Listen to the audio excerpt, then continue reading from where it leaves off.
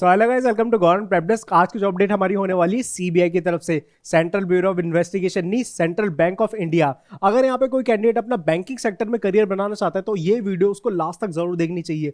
Reason उसका कि अगर वो यहाँ पे इस अपॉर्चुनिटी को ग्रैब कर लेता है ना तो उसका बैंकिंग सेक्टर में करियर यहाँ पे पहुंच सकता है। इसके अलावा इस अपॉर्चुनिटी को यहाँ पे male and female both candidate यहाँ पे ग्रैब कर सकते हैं। ऑल ओवर इंडिया की यहाँ पे अपॉर्चुनिटी होने वाली है। और मैं यहाँ पे आपको एक चीज और बताना चाहता हूँ, इस अपॉर्चुनिटी को जब आप इसका फॉर्म फिल कर दोगे विद इन 1 मंथ के अंदर ये अपॉर्चुनिटी यहाँ पे आपको मिल जाएगी और यहाँ पे आप सेंट्रल बैंक ऑफ इंडिया के साथ जुड़ के काम भी करने लग जाओगे।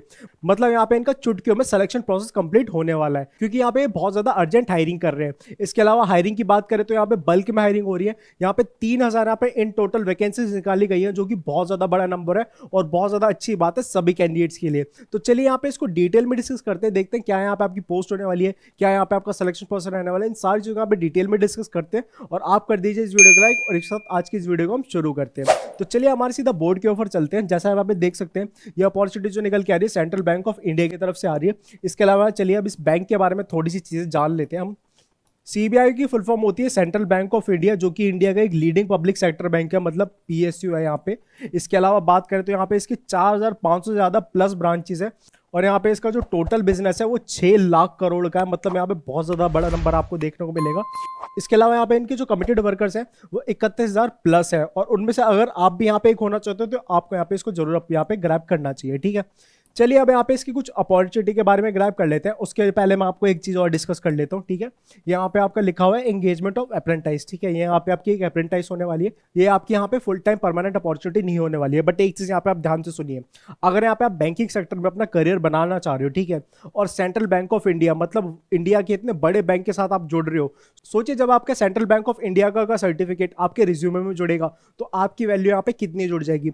आप अगर यहाँ पे किसी भी बैंक में आप इंटरव्यू देने जाओगे ना तो वो यहाँ पे आपको सबसे पहले ग्रैब करेगा। रीजन उसका क्योंकि यहाँ पे आपके पास सबसे बड़े बैंक का यहाँ पे सर्टिफिकेट जुड़ा हुआ है, प्लस उसके साथ आपको यहाँ पे काम करने का एक्सपीरियंस है। तो इन चीजों का यहाँ पे जरूर ध्यान रखना, ठीक है। चलिए अब यहाँ पे इसके इंपॉर्टेंट डेट के बारे में डिस्कस करते हैं। इसके फॉर्म स्टार्ट हो चुके हैं 21 फरवरी 2024 से। इसके फॉर्म की लास्ट डेट होने वाली है 6 मार्च 2024। मतलब आपके पास ज्यादा टाइम नहीं है, जल्दी जल्दी इसके फॉर्म का अप्लाई कर देना। और इसके यहाँ पे एग्जाम की यहाँ पे जो डेट होने वाली है वो 10 मार्च 2024 होने वाली है। मतलब यहाँ पे आपका चट मंगनी पट गया वैसा सीन यहाँ पे रहने वाला है। 10 मार्च को आपका एग्जाम होगा और अप्रैल के मिड तक यहाँ पे आपका सिलेक्शन भी हो जाएगा। तो इसके फॉर्म को आपको जल्दी से अप्लाई करना चाहिए अगर यहाँ पे आपको जल्दी से एक अपॉर्चुनिटी ग्रैब करनी है, ठीक है। चलिए अब आगे बढ़ते हैं। नंबर ऑफ वैकेंसीज आप यहाँ पे देख सकते हैं 3000 यहाँ पे नंबर ऑफ वैकेंसीज निकाली गई हैं, जो कि एक बहुत ही बड़ा नंबर है, ठीक है। चलिए अब आगे बढ़ते हैं, इसके और इंपॉर्टेंट पॉइंट्स के बारे में डिस्कस करते हैं। यहाँ पे आप देख सकते हैं अगर आप यहाँ पे सिटीजन हो इंडिया की और अगर यहाँ पे आप नेपाल भूटान के रिफ्यूजी हो, मतलब वहां से आके अगर यहाँ पे इंडिया में रह रहे हो तो भी आपको यहाँ पे आप यहाँ पे इसके फॉर्म का अप्लाई कर सकते हो, ठीक है। चलिए अब आगे बढ़ते हैं। सबसे पहले बात करते हैं यहाँ पे एज लिमिट की। सो यहाँ पे आपकी एज लिमिट देख सकते हैं यहाँ पे 1 अप्रैल 1996 से लेके 31 मार्च 2004 के बीच में अगर आप पैदा हुए हो आप यहाँ पे इसके फॉर्म का अप्लाई कर सकते हो। और यहाँ पे एक्स्ट्रा एज इलेक्शन भी देखने को मिल जाएगा, जो हमारे SC/ST कैंडिडेट्स होते हैं उनका यहाँ पे एक्स्ट्रा एज इलेक्शन देखने को मिल जाएगा। बात करें यहाँ पे पोस्ट की तो यहाँ पे आपकी ह्यूमन कैपिटल मैनेजमेंट ये आपकी यहाँ पे पोस्ट रहने वाली है, जो कि एक बहुत ही अच्छी पोस्ट है, ठीक है। बात करें आप एजुकेशन क्वालिफिकेशन की, अगर आपने अपनी ग्रेजुएशन कंप्लीट कर रखी किसी भी डिपार्टमेंट में आप यहाँ पे इसको अप्लाई कर सकते हो। बस यहाँ पे आपकी ग्रेजुएशन कंप्लीट होनी चाहिए, ठीक है। इसके अलावा यहाँ पे फिजिकल फिटनेस की बात करें, यहाँ पे आप फिजिकल फिट होने चाहिए, आपके यहाँ पे मेडिकली स्ट्रांग होने चाहिए। मतलब आप पे यहाँ पे जब प्रेशर आएगा, वर्क प्रेशर आएगा, तो आप यहाँ पे वीक ना पड़ो, आप यहाँ पे स्ट्रांग बन के उन अपने काम को यहाँ पे अच्छे से करो। इस टाइप का यहाँ पे आपका नेचर होना चाहिए। तो ये सारी चीजें यहाँ पे आपसे पूछ रहे हैं, ठीक है। आगे बढ़ते हैं यहाँ पे सिलेक्शन प्रोसेस की। तो सिलेक्शन प्रोसेस में यहाँ पे आपका एक एग्जाम होने वाला है, ठीक है। और इसके अलावा ये रजिस्ट्रेशन प्रोसेस बताया हुआ है कि कैसे आप यहाँ पे इसको रजिस्टर कर सकते हो। यहाँ पे आपको नेट्स पोर्टल netseducation.gov.in इस वेबसाइट पे जाके अपने आप को रजिस्टर करना है और देन जाके इसके फॉर्म को अप्लाई करना है, ठीक है। ये इनका यहाँ पे कुछ रजिस्ट्रेशन प्रोसेस है, ठीक है। अब बात करते हैं यहाँ पे इनके सिलेक्शन प्रोसेस की। देखिए सिलेक्शन प्रोसेस में ना यहाँ पे आपका एक रिटर्न एग्जाम होने वाला है, ठीक है। सिर्फ एक एग्जाम होने वाला है आपका, वरना बैंक का अगर आप असली एग्जाम देने जाओगे ना 3 स्टेजेस होती हैं। पहले आप प्रीलिम्स देते हो, फिर आप मेंस देते हो, फिर इंटरव्यू देते हो, उसके बाद कट ऑफ निकलती है, तब यहाँ पे आपको अपॉर्चुनिटी ग्रैब मिलती है। लेकिन यहाँ पे जस्ट आपको एक एग्जाम देना है, ठीक है। और उसमें यहाँ पे आपको जो सब्जेक्ट होंगे वो ये होंगे quantitative aptitude, general English, reasoning, यहाँ पे कंप्यूटर नॉलेज, यहाँ पे आपका बेसिक रिटेल लाइबिलिटी, यहाँ पे आपका बेसिक रिटेल एसेट्स, इसके अलावा basic investment, basic insurance project, ये यहाँ पे आपकी कुछ सब्जेक्ट होने वाले हैं। इसके अलावा यहाँ पे आपको लोकल लैंग्वेज भी आनी चाहिए, मतलब आप इसको ऑल ओवर इंडिया से अप्लाई कर सकते हो। तो कोई भी कैंडिडेट कहीं से भी अप्लाई कर रहा है ना, तो उसको अपने वहाँ की लोकल लैंग्वेज आनी चाहिए, क्योंकि वो यहाँ पे आपसे लोकल लोगों से कम्युनिकेट अच्छे से कर पाए, उनकी चीज़ों को समझ पाए, इसलिए यहाँ पे आपको अपनी लोकल लैंग्वेज अच्छे से आनी चाहिए। तो मैं प्रेफर करूंगा जो कैंडिडेट जहाँ से बिलोंग करता है ना, वो वहीं से इसके फॉर्म को अप्लाई करे, ठीक है। चलिए अब आगे बढ़ते हैं। इसके अलावा रिजर्वेशन वाले कैंडिडेट्स के ले सकते हैं, यहाँ पे एक अलग सेक्शन दे रखा है। इसके अलावा कॉन्ट्रैक्ट ऑफ रिप्रेजेंटेटिव देख सकते हैं, यहाँ पे जस्ट 12 मंथ्स का यहाँ पे कॉन्ट्रैक्ट आपका रहने वाला है, जो कि यहाँ पे बहुत कम है, बट इसके बेनिफिट्स बहुत ज़्यादा आपको यहाँ पे मिलेंगे लाइफ में आगे अगर यहाँ पे इसके साथ कंटिन्यू करते हो, ठीक है। यहाँ पे कॉन्ट्रैक्शन की यहाँ पे कुछ टर्म्स बताई गई है, उनको यहाँ पे आपको फॉलो करना पड़ेगा। अब आते हैं यहाँ पे मोस्ट इंपॉर्टेंट पॉइंट पे, ठीक है। यहाँ पे आप देख सकते हैं, यहाँ पे आपको स्टाइपेंड क्या मिलेगा, क्योंकि आप इसके साथ जुड़ रहे हो तो यहाँ पे आपको कुछ पे आउट भी मिलना चाहिए। सो यहाँ पे आपको स्टाइपेंड मिलेगा 15,000 का, ठीक है। 15,000 का स्टाइपेंड देखने को मिलेगा, बट यहाँ पे ब्रांचेस कुछ दे रखी है, रूरल और सेमी अर्बन एरियाज में 15,000, अर्बन ब्रांचेस में भी 15,000, और यहाँ पे मेट्रो ब्रांचेस में भी 15,000। 15,000 आपको यहाँ पे ना स्टाइपेंड मिल रहा है, सैलरी नहीं मिल रही है। और 15,000 यहाँ पे ना बहुत बंदों की सैलरी भी नहीं होती है, और यहाँ पे जस्ट आपको स्टाइपेंड इतना देखने को मिल रहा है। सोचो अब यहाँ पे आप अपनी अप्रेंटिस कंप्लीट करके निकलोगे तो यहाँ पे आपको सैलरी कितने मिलेगी, यहाँ पे आपको salary up to 60,000 per month तक मिलेगी इसके कंपेरिजन में, तो ये भी देखो आप। तो चलिए अब यहाँ पे आगे बढ़ते हैं, इन सब चीज़ों को आप समझना और आगे कंटिन्यू करना।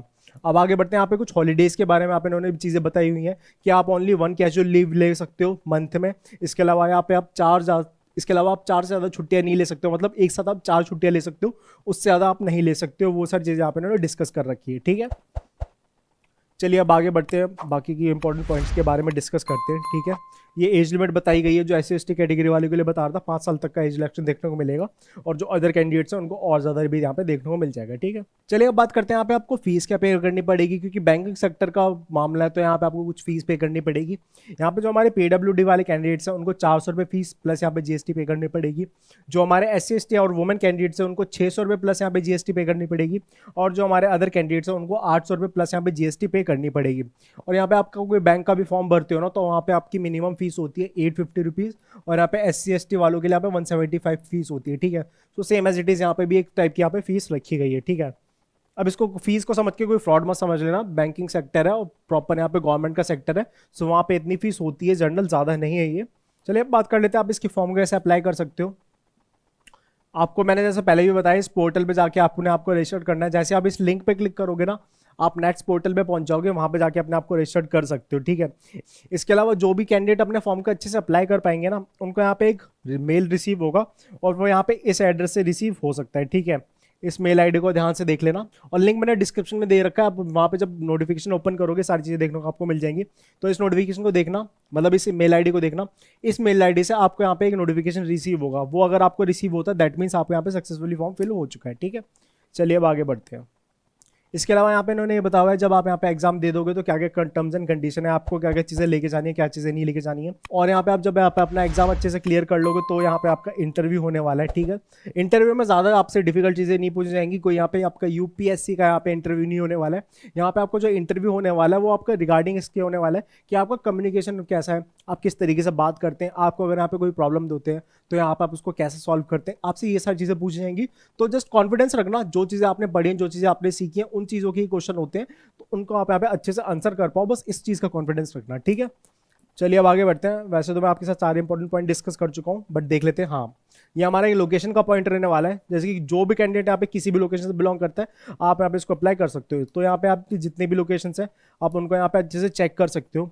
और यहाँ पे एक चीज़ खास बात पता है क्या है, कोई भी कैंडिडेट किसी भी लोकेशन पे जॉब लेना चाहता है ना, उसको यहाँ पे मिल सकती है, क्योंकि सभी लोकेशंस के सभी ब्रांचेस में बहुत जॉब्स यहाँ पे अवेलेबल है, ठीक है।